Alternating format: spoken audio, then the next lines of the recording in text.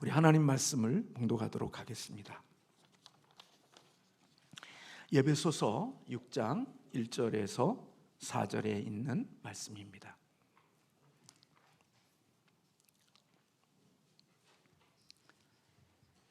우리 같이 함께 합독하겠습니다. 자녀들아, 주 안에서 너희 부모에게 순종하라. 이것이 옳으니라. 내 아버지와 어머니를 공경하라. 이것은 약속 있는 첫 계명이니 이로써 내가 잘되고 땅에서 장수하리라. 또 아비들아, 너희 자녀를 노엽게 하지 말고 오직 주의 교훈과 훈계로 양육하라. 아멘. 오늘 5월 가정의 달, 우리 마지막 주일입니다. 사람들은 행복이라는 단어를 참 많이 쓰고 또 자주 사용하는 것 같습니다.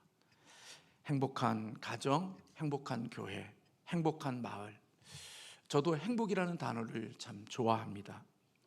그런데 행복이라는 이 단어보다 제가 행복한 가정이 되려고 하면 먼저 건강인 가정이 되어져야 행복한 가정이 될 수 있지 않을까 하는 생각이 들어서 오늘 건강한 가정이라는 제목을 정했습니다.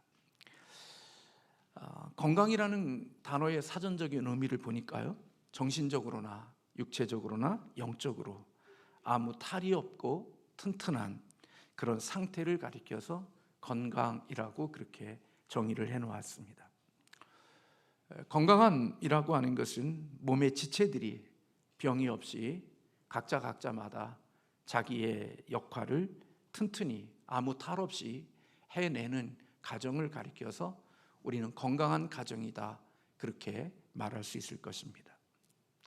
하나님께서 이 땅에 직접 친히 세우신 두 개의 기관이 있습니다. 여러분이 잘 아는 대로 가정과 교회입니다. 이 가정과 교회는 사람이 만든 제도가 아니라 하나님께서 이 세상을 만드실 때 하나님의 계획 속에 두셨던 것이 바로 가정과 교회입니다. 그리고 하나님은 직접 만드시고 제도와 제정하신 이 가정과 교회가 건강하고 행복한 가정, 건강한 가정, 행복한 교회, 건강한 교회가 되기를 누구보다도 원하시는 분이 바로 하나님이십니다. 만약에 하나님이 이 세상을 창조하시고 세우신 이 기관이 자기의 역할과 건강함을 잃어버리게 되면 단지 가정과 교회의 문제로서 끝나지 아니하고 하나님이 만드신 이 세상의 우주와 이 땅에 있는 모든 존재들이 엉망이 되어지고 망가지기 때문에 하나님은 가정과 교회가 건강한 교회가 되기를 원하고 행복한 가정들이 되기를 원하시는 것입니다. 그래서 하나님은 늘 이 땅에 많은 존재들이 있고 기관들이 있지만 하나님이 주목하시는 것은 가정을 주목하고 계시고 교회를 주목하고 계십니다. 이 땅에 많은 선교 단체들이 있지만 하나님이 그것보다도 저 자신은 목회자로서 선교 단체를 하나님이 귀히 여기시지만 저는 주님의 핏값으로 세운 이 땅의 교회를 우리 주님은 주목하고 계신다고 늘 생각하고 사는 사람입니다. 왜 하나님께서 가정과 교회를 왜 그렇게 중요하게 여기시고 왜 가정과 교회를 그렇게 우리 주님께서 주목하고 계시는가? 제가 살아보면서 깨닫는 것은 가정과 교회는 우리의 영적 신앙의 훈련 장소이기 때문이라는 생각이 듭니다. 다시 말하면 신앙인을 세우는 모판이 바로 가정과 교회라는 것입니다. 이 땅에 많은 단체와 이 땅에 많은 기관들이 있지만 신앙인을 세워갈 수 있는 가장 모판의 역할을 하는 것은 가정이고 교회인 것입니다. 그래서 가정 같은 교회, 교회 같은 가정이라는 좀 모순되어져 보이는 그런 말들을 쓰지만 그것은 어떤 의미에서 보면 하나님이 기뻐하시는 가정, 하나님이 기뻐하시는 교회가 되고자 하는 그런 간절한 소망이 그런 구호로 나타났다고 여겨집니다. 그래서 개인이 이 땅에 존재하는 가정과 교회가 저는 이 세상의 모양을 결정한다고 생각합니다. 가정의 모양이 이 세상의 모양이고 교회의 모습이 이 세상의 모습일 거라고 생각이 되어져요. 가정이 깨지고 가정이 해체되면 이 세상도 깨지고 해체되어지는 세상이 되는 거고, 교회가 망가지면 이 세상 또한 역시 망가질 수밖에 없는 모습으로 나타날 것이라고 저는 그렇게 생각합니다. 그래서 저는 마귀가 어느 공차보다도 무너뜨리고 해체시키려고 하는 것이 가정이고, 교회를 무너뜨리려 하고 해체시키려고 하는데 혈안이 되어져 있다고 생각이 되어집니다.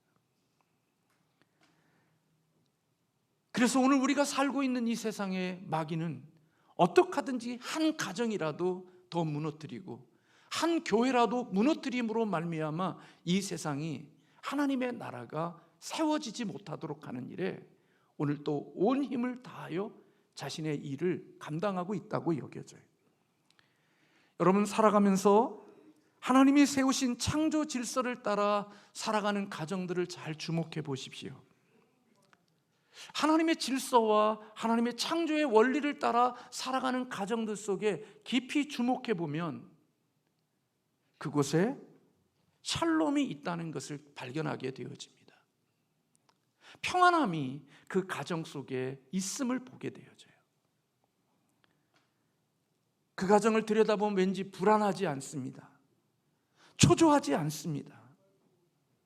거기에 뭔가 어둠이 있는 것이 아니라 하나님의 질서를 따라 살아가는 가정들을 보면 거기에 샬롬이 있고 그곳에 평안함과 기쁨이 그 가정들의 사는 공간 속에 아주 자리 잡고 있는 것들을 발견하게 되어집니다. 왜냐하면 샬롬이라고 하는 것은 하나님의 질서를 따라 살아가는 자들에게 주시는 하나님의 열매이기 때문에 그렇습니다.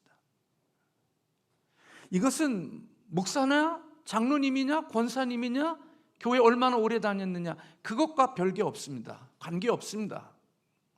목사이기 때문에 목사 집에 평안이 있고, 교회 30년 40년 동안 다녔으니까 평안이 있고, 교회 권사님이니까 그 가정에 평안이 있는 게 아니라 하나님의 주시는 평안이 있는 가정은 평신도라 할지라도 하나님의 질서를 따라 하나님의 창조 원리를 따라 살아가고 있는 그 가정들 속에 하나님의 주시는 열매라는 생각이 들어요. 이렇게 가정에서 잘 양육되고 훈련되어져 샬롬을 잇는 그 공간 속에 살아가는 자들이 더 넓은 공동체로 나아갔을 때 그들은 그가 만나는 그 세상 속에서 가정에서 얻었던 그 샬롬과 그 모습을 내가 연결되어진 그곳 속에서도 또다시 샬롬을 이루어갈 수 있는 축복의 통로가 되는 것을 보게 됩니다. 그래서 가정이 건강하고 가정에 평안이 있는 집에서 성장한 자녀들은 학교에 들어가거나 친구들을 만날 때 누군가를 왕따시키거나 어둠의 일에 적극적으로 주도적으로 참여하는 자리에 서지 않는 것을 보게 됩니다. 샬롬이 있는 자들 속에서 자라난 사람들은 결코 세상에 나아가 악의 축이 되거나 악에 동참하는 자로 인생을 살아가지 않습니다. 왜냐하면 그게 하나님의 주신 열매이고 하나님의 주신 축복이라고 여겨집니다. 오늘 시대에 청소년에게 나타나는 많은 문제의 원인을 많은 사람들은 가정에서 찾고 있습니다. 하나님의 질서가 무너진 가정, 그 가정에서 자란 아이들이 병든 아이들이 되어지고 그 병든 아이들이 만나는 더 넓은 사회 공동체 속에 들어가 친구들과의 만남, 어느 공동체의 만남에서 자기의 병든 모습을 드러내며 병든 바이러스와 병균 세균을 퍼뜨림으로 말미암아 그들이 머물고 있는 공간을 어둠으로 그리고 악함으로 만들어내는 원인자가 되어지기도 한다는 것입니다. 하나님께서 보시는 자녀의 성공은 얼마나 그 사람이 이 세상에 돈을 많이 가졌느냐, 얼마나 대단한 실력자이냐보다도 하나님이 보시는 자녀의 성공은 그것보다 더 우선적인 게 그가 믿음을 가진 자녀인가 하는 것입니다. 하나님의 교회는 얼마나 많은 사람들이 머물러 있느냐, 그것도 중요하지만 더 중요한 것은 믿음을 가진 자들이 그곳에 있느냐입니다. 근데 여러분, 이게 왜 부흥과 관계되어져 있느냐? 진짜 믿음을 가진 자들이 모여 있어야 그곳에 샬롬이 있고, 그 샬롬이 있어야 사람들은 그곳에서 안정감을 누립니다. 그래서 믿음을 가진 샬롬이 있는 구성원들이 모여 있는 그곳에 하나님의 영적인 부흥뿐만 아니라 양적인 부흥도 하나님이 허락해 주시는 것입니다. 맨날 모이면 싸우고, 맨날 모여서 남 험담하고, 모여서 비방하고 비판하고 정죄하고, 그런 공동체 속에 겉으로 볼 때는 사람들이 사랑이 있고 믿음이 있고 신실하게 하나님을 경외하는 줄로 알고 좋아서 입구에서는 사람들이 환영합니다, 웰컴하면서 반가운 모습으로 맞이해주는 그 모습 때문에 이 교회가 좋을 것 같아서 들어왔는데, 구역 모임에 들어가고 기관 모임에 들어가면 인간의 냄새는 다 나고 피 터지게 싸우고 정죄하고 비판하고 비방하는 그런 소리를 들으면서 여기는 세상보다도 더 못한 곳이다 하는 그런 생각이 드는 순간 그는 발걸음을 옮기는 것입니다. 그러므로 샬롬이 없는 곳에는 진정한 하나님의 부흥이라는 것 기대할 수도 없고 기대해서도 안 됩니다.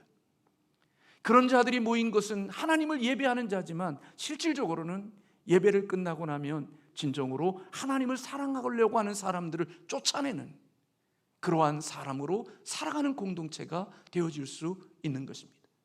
마치 늙은 닭이 자기가 원치 않는 것을 쪼아서 쫓아내는 것처럼 하나님의 샬롬이 없는 교회는 결코 부흥이 일어나기가 어려운 것입니다. 그래서 제가 행복이라는 단어보다는 건강이라는 단어가 제 마음속에는 더 많이 온 것입니다. 왜냐하면 건강해야 행복할 수 있다는 생각이 들기도 하기 때문입니다. 어르신들의 모습을 보면서 살아가는 삶의 내용의 질이 조금씩 하나님을 믿고 주님을 섬기지만 삶의 질이 약해지는 모습들을 봅니다. 하나님 사랑하는 것 변함없고 주님을 위한 마음이 동일한 마음이 있지만 삶이 어려워지고 삶의 행복이 줄어드는 이유는 건강이 이뤄져 가니까 행복감도 줄어드는 것을 보게 되어집니다. 믿음이 없는 게 아닙니다. 신앙이 없는 게 아닙니다. 여전히 신앙과 믿음을 가지고 있음에도 불구하고 육체의 건강이 약해지니까 행복감도 조금씩 줄어든다는 느낌이 들었습니다. 여러분, 신앙으로 교육한다는 것, 그건 교회 다니는 것, 그게 신앙으로 교육하는 게 전부인 줄로 알고 주일날 예배당에 끌어다 놓으면 그게 신앙의 전부인 줄로 알지만 그렇지 않습니다. 신앙으로 양육하고 신앙으로 교육한다는 것은 저 자신도 그런 부분에 대해서 실패한 부분이 있는 사람 중에 한 사람이지만, 신앙과 믿음으로 양육한다는 것은 하나님의 진리의 말씀을 실험하면서 살아가는 것이, 그게 믿음으로 사는 거고 신앙으로 사는 겁니다. 여러분, 물속에 한 번도 들어가 본 적이 없이 수영을 머리로 배운 사람, 테니스를 머리로 배운 사람, 볼링을 머리로 배운 사람, 머리로 골프를 배운 사람, 그런 사람은 이성적으로 모든 것을 다 알아도 실질적으로 그는 할 수 있는 게 없습니다. 물속에 집어넣으면 그는 가라앉는 자가 되어지고 물속에서 모든 것을 배웠음에도 불구하고 물속에서 살아나기가 쉽지 않습니다. 신앙으로 믿음으로 양육한다는 것은 어떤 의미냐? 교회 나와서 하나님의 말씀을 듣고 종교와 교회 생활하는 것이, 그게 신앙과 믿음 생활이, 믿음의 훈련이 아니라 진짜 신앙생활과 믿음 생활을 한다는 것은 진리의 말씀을 따라 내가 살아가는 하루하루 속에 그 진리의 말씀을 과학을 실험하듯이 내가 실험해 보는 겁니다. 마치 의과 대학생이 공부하면서 자기의 인턴과 이 과정을 거치면서 몸을 알고 배운 것을 실습하며 그 몸을 해부해 보면서 그 몸의 상태와 그 모습들을 알아가면서 배우는 것처럼, 진정한 신앙인이라는 것은 머리로만 알고 있고 교회 다니는 것이 아니라 하나님의 진리의 말씀을 내 삶 속에서 실험하며 살아가는 사람들, 그게 믿음의 훈련이고 신앙의 훈련이라고 여겨지는 겁니다. 이런 훈련이 없이 목사가 되고 이런 훈련이 없이 교회의 중직자가 되어진 사람은 결코 그 기쁨과 그 열매가 무엇인지를 알 수가 없습니다. 하나님을 알아가는 기쁨이 어디에서 나오느냐? 하나님의 진리의 말씀을 내가 실험할 때, 그 진리의 말씀 앞에 내가 실험하며 순종하며 이 과정 속에 하나님을 알아가는 거거든요. 하나님이 어떤 분인지, 하나님의 그 말씀을 내가 실험하는 과정 속에 그분의 능력이 무엇인지, 그분이 가지신 것들이 어떤 것인지를 내가 삶으로 깨닫고 경험하고 알아가는 거거든요. 그게 진짜 알미거든요. 머리로 아는 것이 아니 내 삶으로, 내 경험으로 알아진 암, 그게 진짜 하나님을 알아가는 거거든요.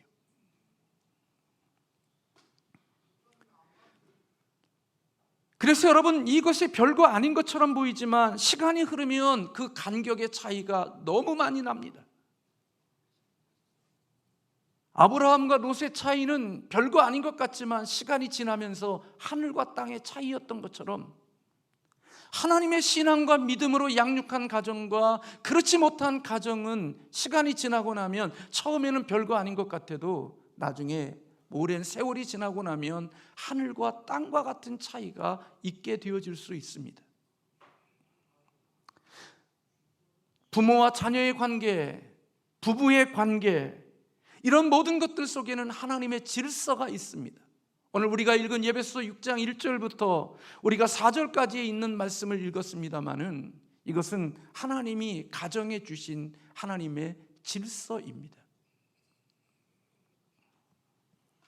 그런데 이 하나님의 질서를 따라 순종하고 이 질서를 따라 실천하고 실험하면서 살아가는 가정 속에는 놀랍게도 하나님이 그곳에 샬롬을 주시고 하나님이 주실 수 있는 아름다운 것들이 그 가정에 머물게 하십니다.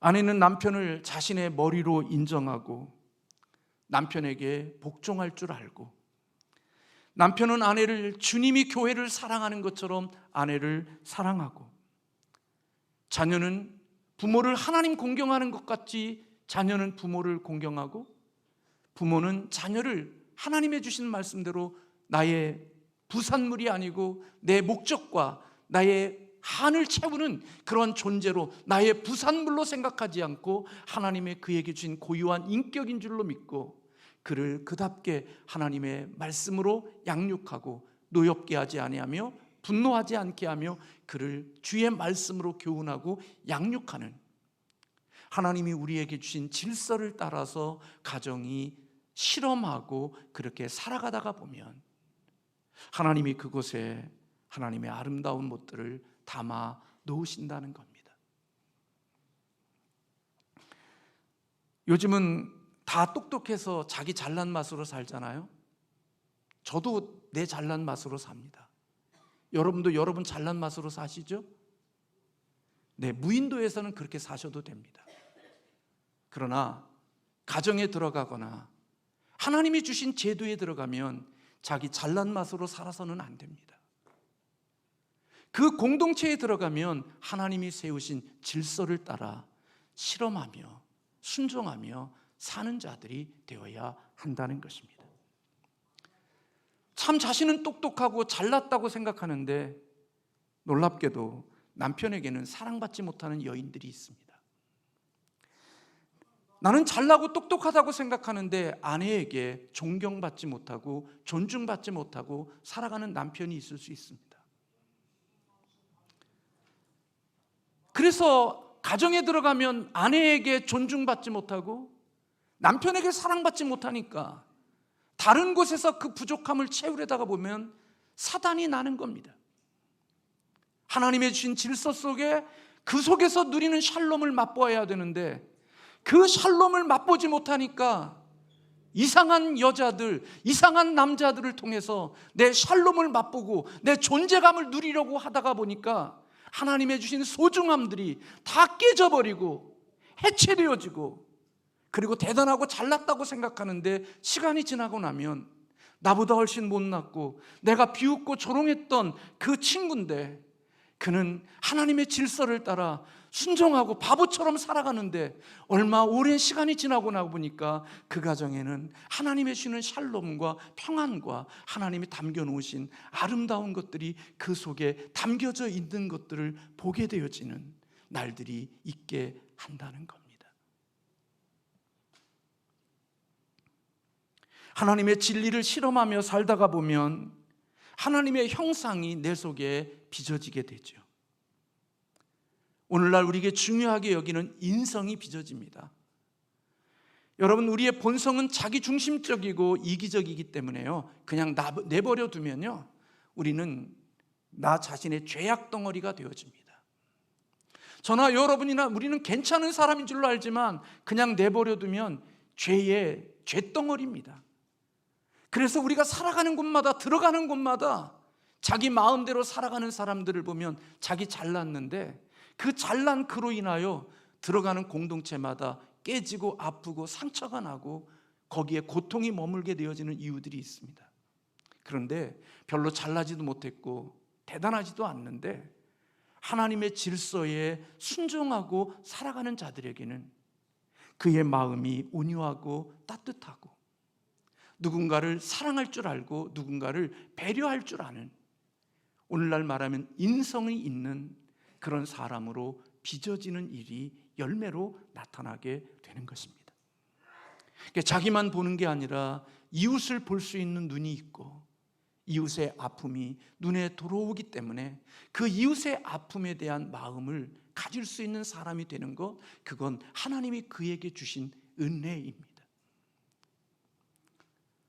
눈이 모든 것을 보게 하는 겁니다. 눈에 보이지 않으면 안 보이는 겁니다.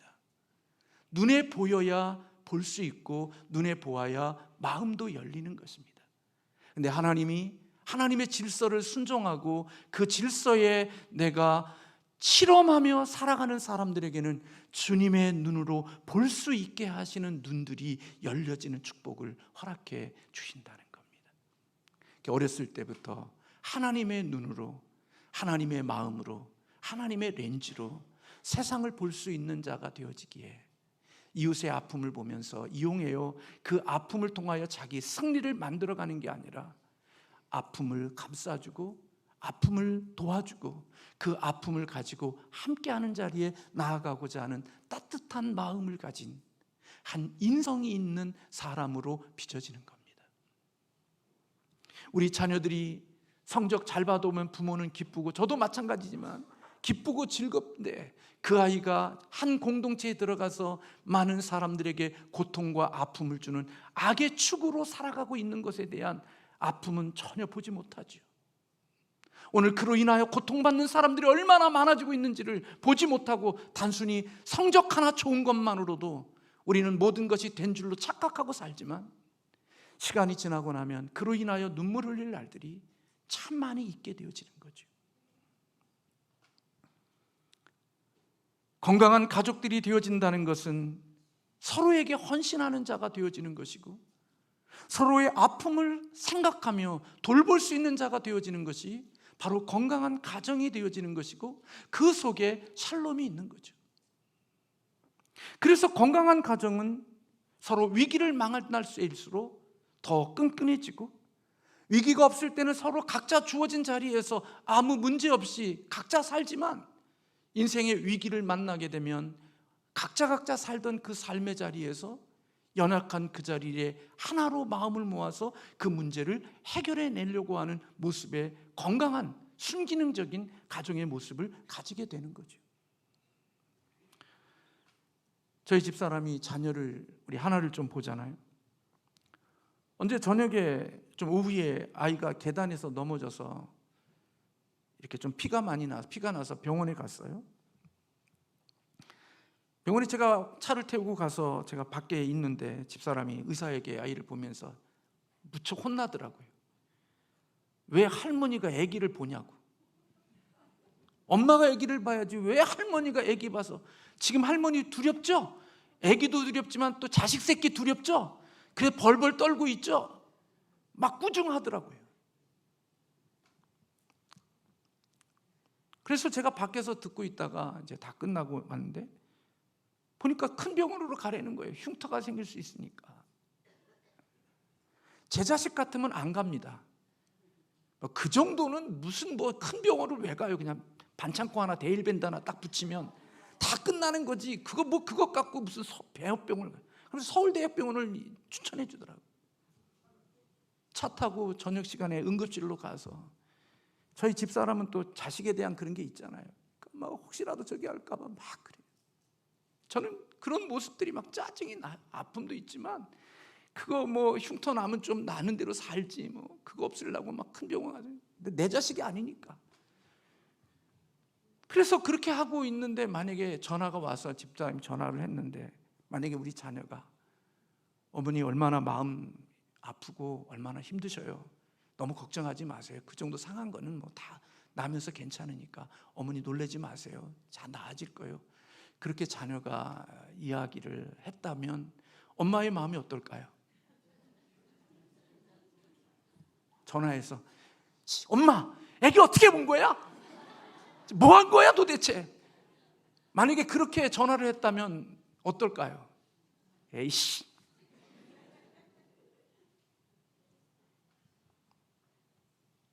제 오늘 치부를 다 드러내는데요.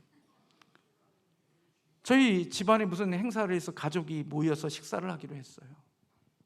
근데 저희 집사람하고 좀 뭔가 저하고 불편함이 있었어요. 근데 아들이 전화 왔어요. 아버지 오늘 모임 취소했어요? 왜? 오늘 모임 안 갔는다는데. 누가? 엄마가 그랬는데요? 내가 전화를 했어요. 집사람한테. 왜 그랬는지 제가 조용히 얘기하려고. 근데 전화를 안 받아요. 제가 얘기했어요. 문자를 보냈어요. 당신 이 집안의 가장이야? 건방지게 문자를 보냈어요. 제 마음이 못됐죠. 근데 그때 제 마음에 여러분들의 담임 목사가 그 수준이에요.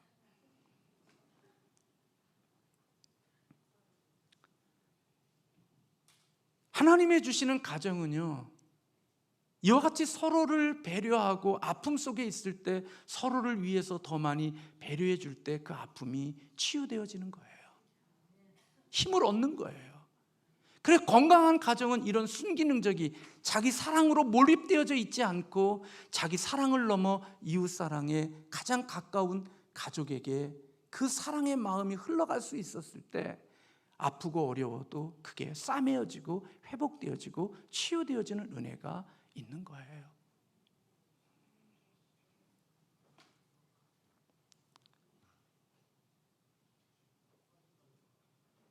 그래서 여러분, 성경은 세상의 자녀들의 교육에서 얼마나 돈을 벌고 얼마나 세상에서 성공하느냐보다도 그들의 영혼에 관심이 있는 거예요. 영혼이 잘 되어야 그 다음에 살아가는 삶의 모습 속에 그 영혼 속에 하나님의 형상이 회복되어져야 하나님의 마음으로 이 땅을 살아가는 축복의 통로가 될 수 있기에 하나님은 영혼이 잘 되는 것을 하나님은 무엇보다도 우선적인 것으로 여기는 거예요. 그래서 여러분, 자녀의 영혼과 하나님과 주 예수 그리스도를 아는 지식에 악영향을 미치는 것이 있다면 저나 여러분은 그것을 거부해야 돼요. 조기 교육한다고 신앙이 없는 곳에 자녀를 보내는 그것은 주의해야 될 일인 거예요. 내가 데리고 살고 믿음으로 양육해도 이 정도밖에 되지 않는데 나 없는 곳에서 그들이 믿음 생활하고 신앙 생활한다는 건 하나님의 특별한 은혜가 아니면 이루어지는 게 아니에요. 신앙이 못 파는요, 가정과 교회인 거예요. 교회에서 신앙생활 제대로 못하는 사람이 사회에 나가서 신앙생활 제대로 한다고요? 천만의 말씀이요. 교회에서 문제하러 일으키는 사람이 세상에 나가서 하나님 나라를 세우는 자라고요? 천만의 말씀이요.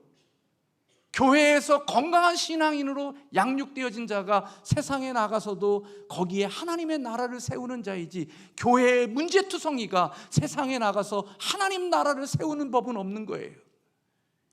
가정에서, 교회에서 신앙이 올바르게 되어져야 그가 세상에 나가고 사회에 나가서도 하나님의 뜻을 이룰 수 있기에, 하나님은 교회와 가정을 귀중하게 여기는 이유가 거기에서 모든 생명이 결정되는 거예요.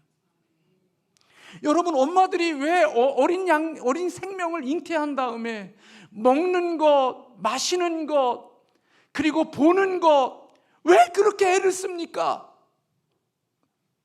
10달인데 개념 없는 사람들은 그 시간에도 자기를 위하여 술을 먹고 세상에 춤추는 것에서 춤도 추고 그러지만, 어떤 사람들은 왜 좋은 음악을 들으며 좋은 책을 읽으며 왜 좋은 것들로서 음식을 먹으며 그 10달을 그렇게 보냅니까? 어머니 태중에 있는 10달이 그 아이의 인생에 전생에 영향을 미칠 수 있다는 것을 알기에 내가 먹고 싶고 내가 하고 싶고 하는 모든 것들을 절제하면서 그 아이의 영혼과 그 아이의 생명을 위하여 유익한 것들로 채우려고 절제하고 그를 위해서 살아가는 거 아닙니까?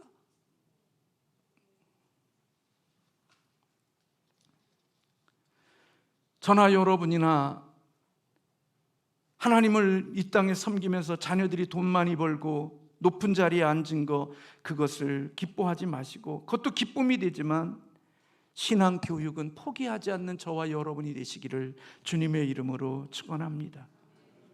링컨은 그의 어머니, 양어머니가 성경책으로 그를 양육해서 오늘날의 링컨으로 우리에게 다가왔다는 거 우리는 잘 압니다.